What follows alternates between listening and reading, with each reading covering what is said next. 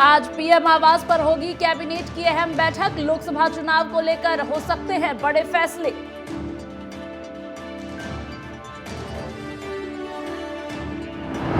लोकसभा चुनाव के तीसरे चरण की 10 लोकसभा सीटों को वर्चुअली साधेंगे पीएम मोदी। नमो ऐप के जरिए संबोधित करेंगे प्रधानमंत्री।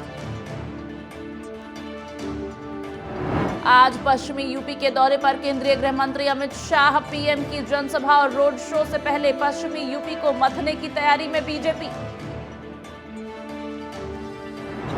आज आगरा और वाराणसी दौरे पर सीएम योगी। प्रबुद्ध सम्मेलनों के साथ वाराणसी लोकसभा बैठक में सम्मिलित होंगे सीएम। 33 साल बाद अब राज्यसभा में नहीं दिखेंगे डॉक्टर मनमोहन सिंह। पूर्व पीएम समेत 9 केंद्रीय मंत्री और 54 सांसद हुए रिटायर।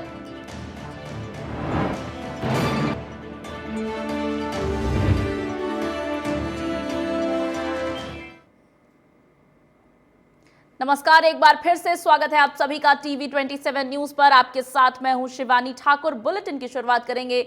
10 सीटों पर पीएम की नमो रैली होने वाली है। आज तीसरे चरण की 10 सीटों पर आज प्रधानमंत्री नरेंद्र मोदी की वर्चुअल रैली होगी। नमो ऐप के जरिए प्रधानमंत्री नरेंद्र मोदी जनता को संबोधित करेंगे। 22,648 बूथों पर कार्यकर्ताओं से जुड़ेंगे प्रधानमंत्री नरेंद्र मोदी।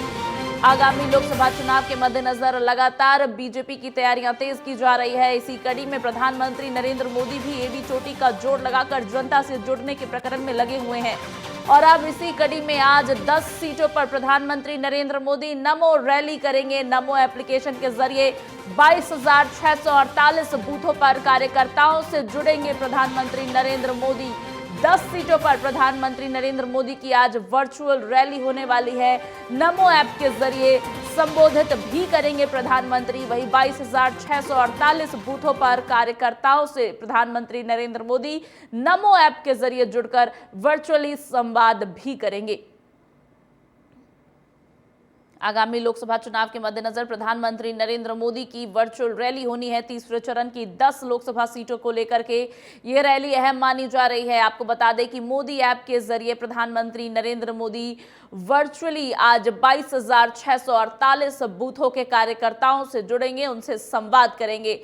लोकसभा चुनाव के तीसरे चरण में 10 सीटों पर लोकसभा चुनाव होने हैं और 10 सीटों को लेकर प्रधानमंत्री नरेंद्र मोदी की आज नमो रैली होनी है।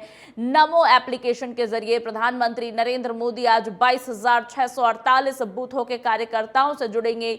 नमो ऐप के जरिए प्रधानमंत्री नरेंद्र मोदी इन कार्यकर्ताओं से वर्चुअली संवाद करेंगे, संबोधित करेंगे।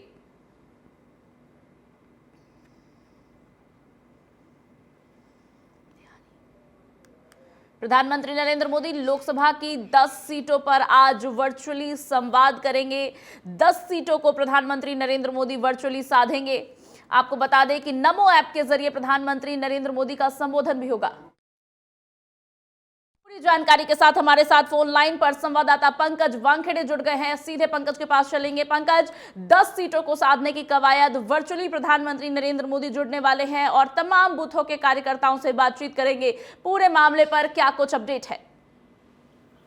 देखिए शिवानी, एक महत्वपूर्ण वर्चुअल रैली और कार्यकर्ताओं को संबोधित करेंगे प्रधानमंत्री मोदी दोपहर 1 बजे के आसपास। करीबन 10 लोकसभा सीटों के जो बूथ कार्यकर्ता हैं, बूथ के जो नेता हैं, उन तमाम लोगों से प्रधानमंत्री मोदी वर्चुअली बात करेंगे। अगर बात की जाए तो ये 10 सीटें वो हैं संभल, बदायूं, बरेली, आंवला, एटा, हाथरस, आगरा, फतेहपुर सीकरी, फिरोजाबाद और मैनपुरी शामिल हैं। और प्रधानमंत्री मोदी सबसे महत्वपूर्ण यह है कि संबोधित तो करेंगे ही, साथ ही साथ उन तमाम बूथ लेवल के जो तमाम कार्यकर्ता हैं उनके साथ इंटरेक्शन भी करेंगे। ऐसे में माना जा रहा है कि प्रधानमंत्री मोदी करीबन 22,648 बूथों के जो तमाम कार्यकर्ता हैं उनसे संवाद प्रधानमंत्री मोदी करेंगे और उन तमाम बूथ के कार्यकर्ता हैं उनसे इंटरेक्शन भी प्रधानमंत्री मोदी कर सकते हैं। जी पंकज, और 22,648 बूथों के कार्यकर्ताओं से प्रधानमंत्री नरेंद्र मोदी आज वर्चुअली बातचीत करने वाले हैं। तो क्या ये माना जाए कि बूथ लेवल तक पुख्ता तैयारी हो, बीजेपी ये सुनिश्चित करने में लगी हुई है और खुद प्रधानमंत्री इस बात को सुनिश्चित कर रहे हैं? देखिए, पार्टी कार्यकर्ता बेस कैडर है और लगातार भारतीय जनता पार्टी में हमेशा सुनिश्चित किया जाता है, चाहे विधानसभा और लोकसभा चुनाव हो, जिले में बूथ कार्यकर्ताओं से लेके जिला अध्यक्ष से लेके राज्य स्तर के नेताओं से लेके राष्ट्रीय स्तर के नेताओं से तमाम लोगों से लगातार प्रधानमंत्री मोदी खुद संवाद करते रहते हैं। इसके अलावा राष्ट्रीय अध्यक्ष भी अलग अलग मोर्चे में बातचीत करते रहते हैं। लेकिन जब प्रधानमंत्री मोदी अगर इन तमाम बूथ कार्यकर्ताओं से बात करते हैं तो ये तय होता है कि आने वाले चुनाव पे मजबूती बहुत ज्यादा बढ़ जाती है।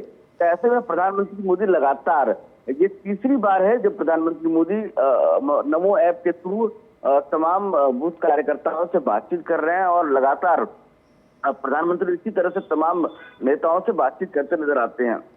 पंकज, लोकसभा चुनाव के मद्देनजर एक जनरल चीज को समझने की कोशिश करेंगे आपके जरिए।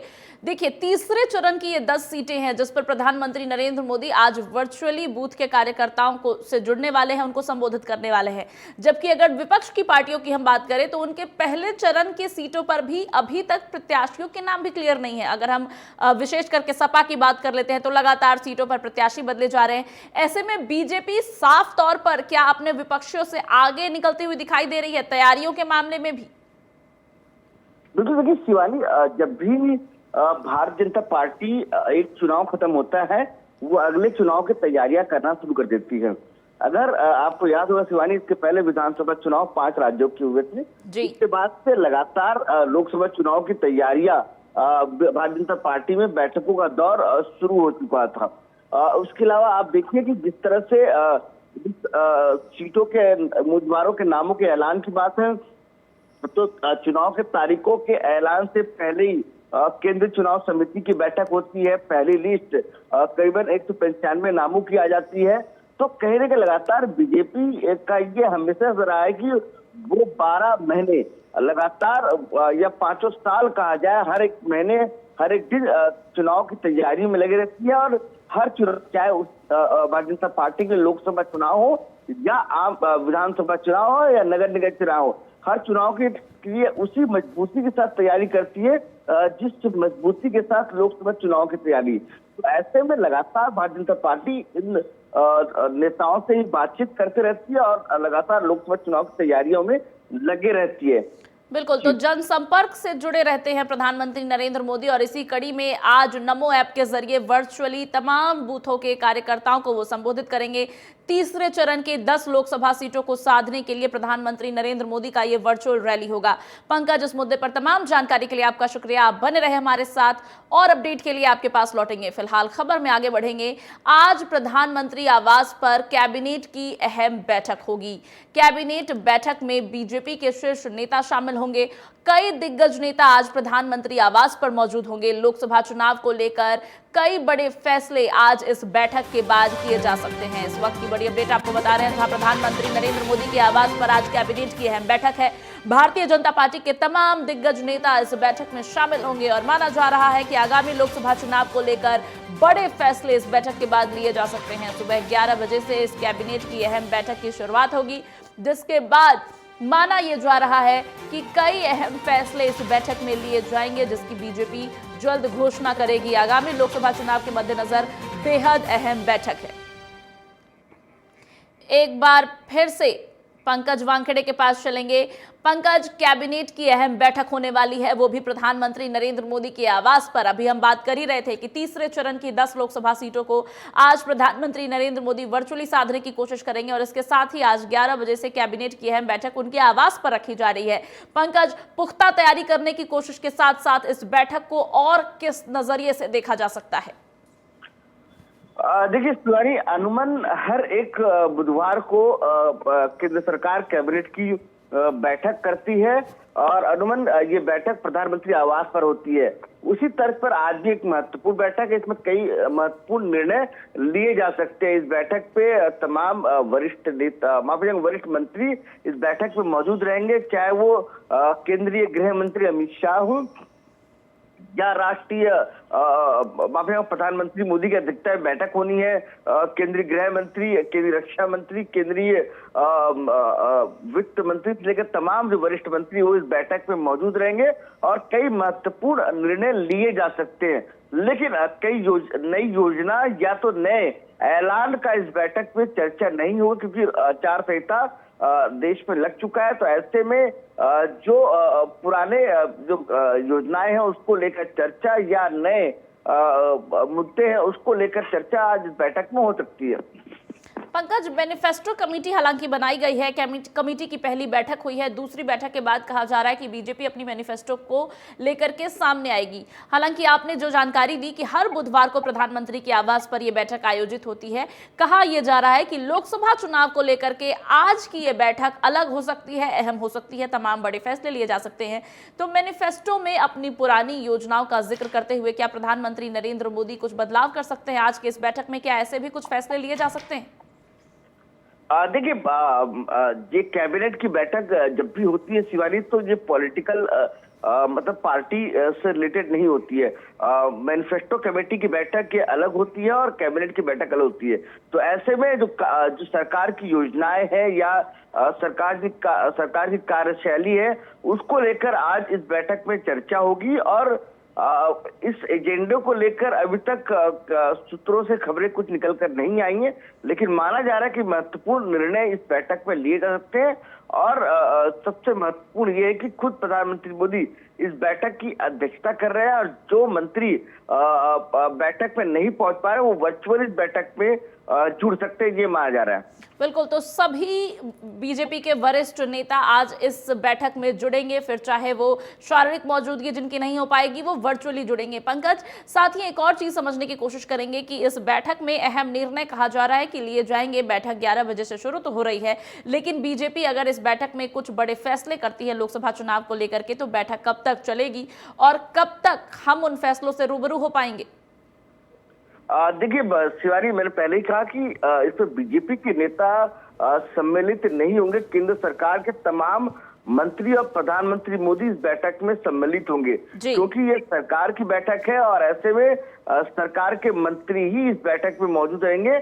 और करीबन 11 बजे ये बैठक होगी। और ये बैठक प्रधानमंत्री आवास पे ही होती है और कई बार ये बैठक प्रधानमंत्री कार्यालय पे ये बैठक होती है। और बैठक में तमाम जो कार्य योजना है सरकार की उसको लेकर समीक्षा होती है और नए निर्णय लिए जाते हैं। तो ऐसे में आचार संहिता लग चुकी है, तो ऐसे में माना जा रहा है कि कई बड़े निर्णय सरकार नहीं ले सकती। तो पुरानी योजनाओं को लेकर आज इस बैठक में चर्चा हो सकती है। बिल्कुल, तो बीजेपी की आज प्रधानमंत्री आवास पर यह अहम बैठक है जिसमें बीजेपी के तमाम मंत्रीगण शामिल होंगे। प्रधानमंत्री नरेंद्र मोदी खुद इस बैठक की अध्यक्षता कर रहे हैं। हालांकि आचार संहिता लागू है तो चुनाव को लेकर के कुछ बड़े ऐलान शायद ना किए जाएं, लेकिन अहम फैसले लोकसभा चुनाव को लेकर के जरूर किए जा सकते हैं और अहम चर्चा लोकसभा चुनाव के मद्देनजर जरूर हो सकती है। पंकज, तमाम जानकारियों के लिए आपका बहुत शुक्रिया। अब खबर में आगे बढ़ेंगे। उत्तर प्रदेश के मुख्यमंत्री योगी आदित्यनाथ के आज कई कार्यक्रम हैं। बड़ी अपडेट आपको देते चलेंगे। आगरा, वाराणसी में प्रबुद्ध सम्मेलनों में आज उत्तर प्रदेश के मुख्यमंत्री योगी आदित्यनाथ शामिल होंगे। सुबह 11:30 बजे आगरा के एपी कॉलेज में सम्मेलन होना है, जहां पर मुख्यमंत्री शामिल होंगे। वहीं दोपहर 1:05 पर आगरा की एमजी रोड में भी एक प्रबुद्ध सम्मेलन होना है जिसमें योगी आदित्यनाथ शामिल होंगे। वहीं 4 बजे वाराणसी लोकसभा बैठक में भी मुख्यमंत्री की उपस्थिति होगी। मुख्यमंत्री योगी आदित्यनाथ के आज कई अहम कार्यक्रम है, जिसमें प्रबुद्ध सम्मेलन के साथ साथ मुख्यमंत्री लोकसभा की बैठक में भी शामिल होंगे। आगरा, वाराणसी में प्रबुद्ध सम्मेलन के साथ साथ मुख्यमंत्री वाराणसी लोकसभा बैठक में भी शामिल होंगे। आपको बता दें कि लोकसभा चुनाव के मद्देनजर सीएम योगी आदित्यनाथ ने प्रचार प्रसार की पूरी कमान थामी है और 400 पार के नारे को बुलंद करते हुए और उस सपने को साकार करने के लिए मुख्यमंत्री योगी आदित्यनाथ तमाम बल लगा रहे हैं। लगातार दौरे हो रहे हैं, सभी जिलों को साधने की कोशिश हो रही है उत्तर प्रदेश की। और इसी कड़ी में आज आगरा और वाराणसी जाएंगे मुख्यमंत्री योगी आदित्यनाथ। प्रबुद्ध सम्मेलन में शामिल होने के साथ साथ वाराणसी लोकसभा की बैठक में भी शामिल होंगे। शाम 4 बजे मुख्यमंत्री योगी आदित्यनाथ वाराणसी पहुंचेंगे, जहां लोकसभा की बैठक में मुख्यमंत्री शामिल होंगे। वही बात अगर प्रबुद्ध सम्मेलनों की करें तो लगातार मुख्यमंत्री योगी आदित्यनाथ प्रबुद्ध सम्मेलनों का भी हिस्सा बन रहे हैं।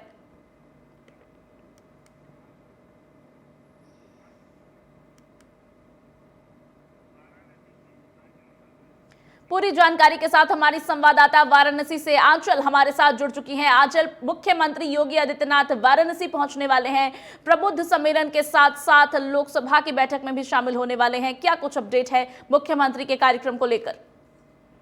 जी शिवानी, बिल्कुल, जहां तक अभी अपडेट मिली है, मुख्यमंत्री योगी आदित्यनाथ करीबन 3 बजे वाराणसी पहुंचेंगे, जिसके बाद वो भाजपा के रोहनिया कार्यालय में भी जाएंगे और साथ ही साथ भाजपा कार्यकर्ताओं से संवाद करेंगे आगामी लोकसभा चुनाव को लेकर और उन्हें आगामी लोकसभा चुनाव के लिए जो मूल मंत्र है उसको भी वो देंगे।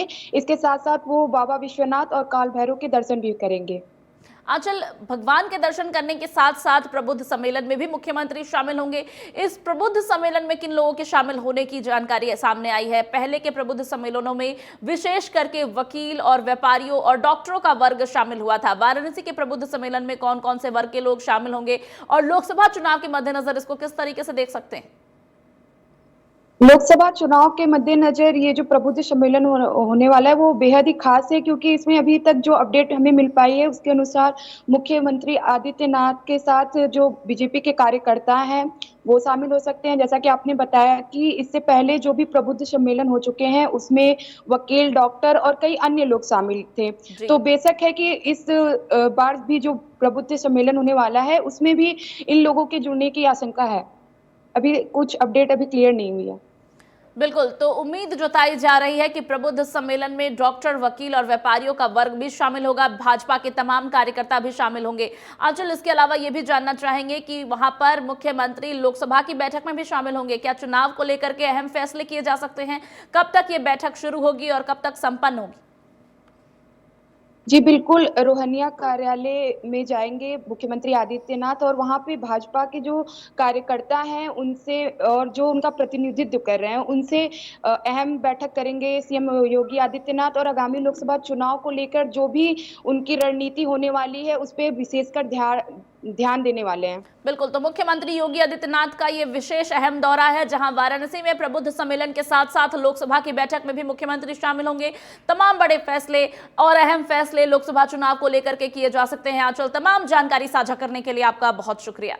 बुलेटिन में आगे बढ़ेंगे। मुख्यमंत्री डॉक्टर मोहन यादव भी चुनावी दौरे पर निकल चुके हैं। भाजपा लगातार अपनी चुनावी तैयारी को दुरुस्त करने में लगी हुई है और अब मुख्यमंत्री डॉक्टर मोहन यादव भी चुनावी दौरे पर रहेंगे। जबलपुर, इंदौर, उज्जैन और पन्ना प्रवास पर मुख्यमंत्री रहने वाले हैं। महाकालेश्वर भगवान के दर्शन भी करेंगे सीएम। प्रत्याशी के नामांकन रैली में भी शामिल होंगे मुख्यमंत्री डॉक्टर मोहन यादव। बड़ी अपडेट आपको बता रहे हैं, जहां सीएम डॉक्टर मोहन यादव चुनावी दौरे पर निकल गए हैं। कई जगहों पर चुनावी दौरे पर शामिल होंगे डॉक्टर मोहन यादव। जबलपुर, इंदौर, उज्जैन और पन्ना प्रवास पर रहेंगे सीएम, जहां महाकालेश्वर मंदिर में भगवान के दर्शन भी करेंगे और उसके साथ ही नामांकन रैली का भी हिस्सा बनेंगे। आपको बता दें कि लगातार लोकसभा चुनाव के मद्देनजर प्रत्याशियों के नामांकन रैली में मुख्यमंत्री शामिल हो रहे हैं और भाजपा के पक्ष में मतदान करने के लिए जनता से अपील करने के साथ साथ कार्यकर्ताओं में भी जोश भरने का काम कर रहे हैं। इसी प्रकरण में जबलपुर, इंदौर, उज्जैन और पन्ना प्रवास पर मुख्यमंत्री डॉक्टर मोहन यादव रहेंगे। महाकालेश्वर भगवान के दर्शन भी करेंगे और नामांकन रैली में भी मुख्यमंत्री शामिल होंगे। मुख्यमंत्री डॉक्टर मोहन यादव की चुनावी रैली का दौर शुरू होने वाला है। चुनावी दौरे पर रहेंगे मुख्यमंत्री डॉक्टर मोहन यादव। महाकालेश्वर में भगवान के दर्शन भी करेंगे। इसके साथ साथ कई जगहों पर रैलियों में भी शामिल होंगे, नामांकन रैली में भी शामिल होंगे।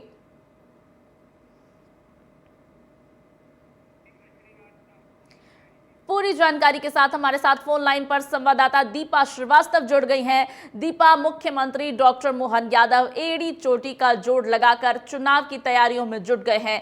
आज के उनके कार्यक्रम की जो रूपरेखा है उसके बारे में विस्तृत जानकारी चाहेंगे।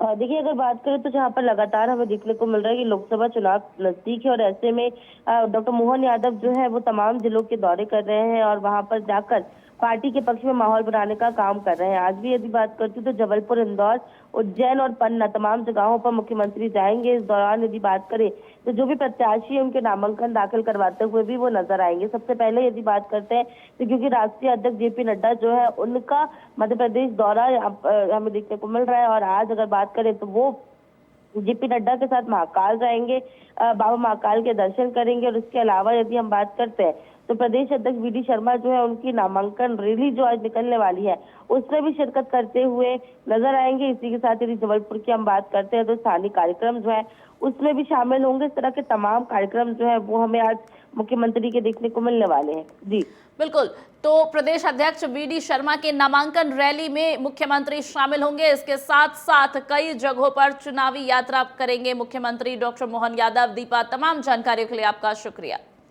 बुलेटिन में आगे बढ़ेंगे। पश्चिमी यूपी में चुनावी दौरे पर अमित शाह निकलेंगे। चुनावी जनसभा को संबोधित करेंगे गृह मंत्री अमित शाह और बीजेपी के प्रत्याशी संजीव बालियान के पक्ष में सभा भी करेंगे। आरएलडी प्रमुख जयंत चौधरी भी इस जनसभा में शामिल होंगे। जाट लैंड इलाके में अमित शाह की चुनावी हुंकार की तैयारी आज हो रही है। सुरक्षा को लेकर चप्पे चप्पे पर पुलिस फोर्स तैनात है और अलर्ट मोड पर है। आपको बता दें कि 1:30 बजे हेलीपैड पर गृह मंत्री अमित शाह वहां पहुंचेंगे। शाहपुर राष्ट्रीय इंटर कॉलेज ग्राउंड में आज जनसभा आयोजित की गई है जिसमें शिरकत करने गृह मंत्री अमित शाह पहुंचेंगे। बीजेपी के प्रत्याशी के पक्ष में माहौल बनाने की पूरी कोशिश होगी। जनसभा को गृह मंत्री संबोधित करेंगे। संजीव कालियान के पक्ष में यह सभा होने वाली है। लोकसभा के प्रत्याशी हैं संजीव, जिनके पक्ष में चुनावी माहौल तैयार करने के लिए गृह मंत्री खुद आज जनसभा को संबोधित करेंगे।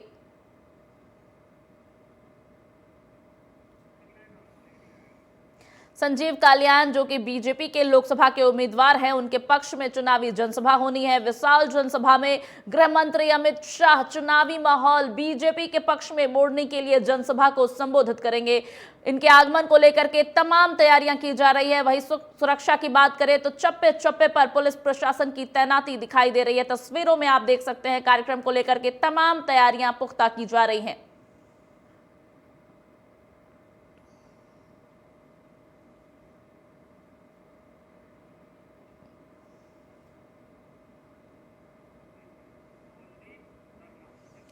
पूरी जानकारी के साथ हमारे साथ जाटलैंड मुजफ्फरनगर से कुलदीप वर्मा जुड़ गए हैं। कुलदीप, गृह मंत्री का आगमन होना है, चुनावी माहौल बनाने की तैयारी हो रही है, क्या कुछ अपडेट है आज के कार्यक्रम को लेकर?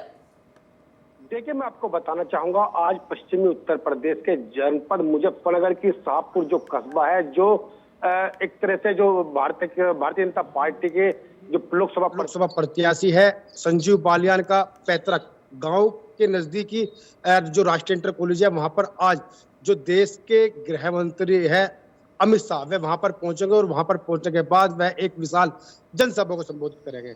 वहीं आपको बता दें कि इस सभा के दौरान राष्ट्रीय लोकदल के राष्ट्रीय अध्यक्ष जयंत चौधरी भी उनके साथ शामिल होंगे और जो भारतीय जनता पार्टी के प्रदेश अध्यक्ष है भूपेंद्र चौधरी वह भी शामिल होंगे। वहीं आपको बता दें कि उनके आगमन को लेकर जनपद मुजफ्फरनगर में जो पुलिस प्रशासन है बिल्कुल अलर्ट मोड पर है और चप्पे चप्पे पर भारी मात्रा में पुलिस फोर्स भी तैनात है। वहीं देर रात्रि सीआरपीएफ के जो जवान थे उन्होंने जो पूरा पंडाल था उसको अपने अंडर में ले लिया गया है और अगर किसी भी तरह की कोई भी अनहोनी हो जिसको लेकर चारों तरफ से जो जहां पर आज विशाल जनसभा होगी उसको घेर लिया गया है। वहीं आपको बता दें कि 19 अप्रैल को जो मतदान होगा, जो भारतीय जनता पार्टी से लोकसभा से भारतीय जनता पार्टी के प्रत्याशी संजीव बालियान उनके पक्ष में आज वोट मांगेंगे और जिसको लेकर यह पश्चिम का आज अमित शाह का यह पहला दौरा है और 7 चरणों में यूपी में चुनाव होंगे, जिसमें पहला चरण यानी 19 अप्रैल को मतदान होगा, जिसके चलते आज जो गृह मंत्री अमित शाह है उनका आज मुजफ्फरनगर दौरा है। जी बिल्कुल, तो लोकसभा प्रत्याशी संजीव बालियान के पक्ष में चुनावी माहौल तैयार करने के लिए गृह मंत्री अमित शाह मुजफ्फरनगर पहुंच रहे हैं। तमाम तैयारियां दुरुस्त की जा रही है, पुलिस प्रशासन चप्पे चप्पे पर मुस्तैद है। तमाम जानकारियों के लिए कुलदीप आपका बहुत शुक्रिया।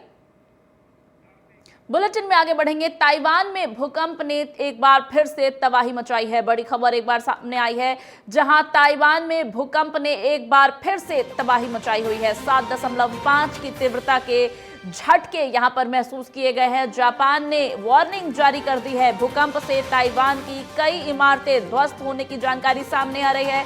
वहीं कई इमारतों में लोग भी फंसे हुए हैं। 22 वर्षों के बाद ताइवान में इस तरह का भूकंप आया है। शक्तिशाली भूकंप। फिलीपींस की ओर से भी सुनामी की चेतावनी दी गई है। कई इमारतों में अभी तक लोगों के फंसे होने की खबर सामने आ रही है।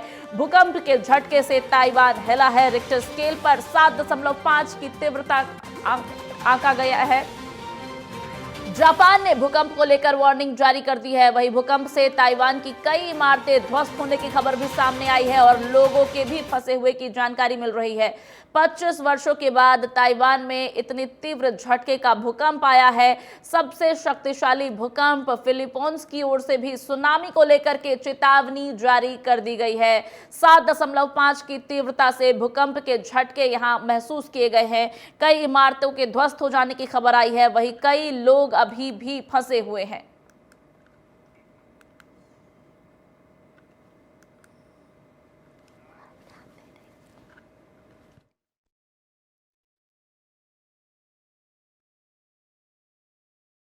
जापान ने भूकंप को लेकर के वार्निंग जारी कर दी है। ताइवान में भूकंप की तबाही सामने आई है।